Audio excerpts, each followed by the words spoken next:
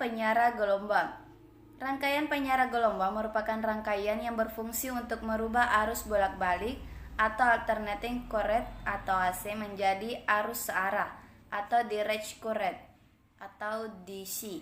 Komponen elektronika yang berfungsi sebagai penyiar adalah diode, karena diode memiliki sifat hanya memperbolehkan arus listrik yang melewatinya dalam satu arah saja.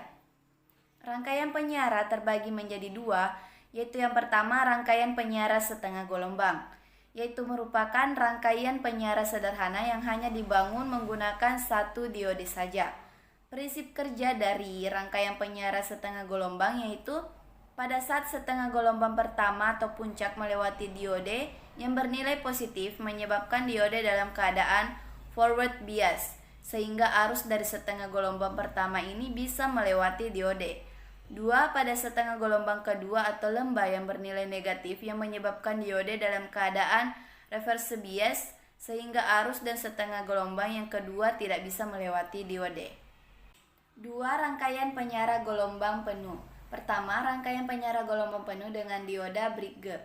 Rangkaian dioda jembatan adalah rangkaian penyiar gelombang penuh yang paling populer dan paling banyak digunakan dalam rangkaian elektronika. 2. Rangkaian penyiar gelombang penuh dengan center tap.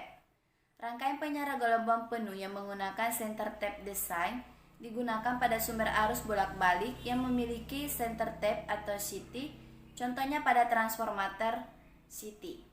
Pada rangkaian penyiar gelombang penuh, center tap design hanya menggunakan dua diode sebagai penyiarannya. Transformator. Pertama, trafo tenaga atau trafo daya terdapat pada P5A berfungsi untuk menyediakan macam-macam tegangan sekunder. 2. Trafo input mempunyai lilitan primer dan lilitan sekunder dengan menggunakan inti teras atau besi. Lilitan sekundernya mempunyai center tap digunakan untuk penyesuaian impedansi atau pembalik fasa. 3. Trafo output digunakan pada trafo penerima dipasang sebagai penghubung rangkaian penguat akhir dengan loudspeaker dan dapat pula menyesuaikan impedansi penguat dengan impedansi speaker yang digunakan. 4. Trafo frekuensi menengah biasa disebut trafo MF, biasanya untuk melewatkan frekuensi P55 kHz pada penerimaan radio AM biasanya memakai inti ferrit.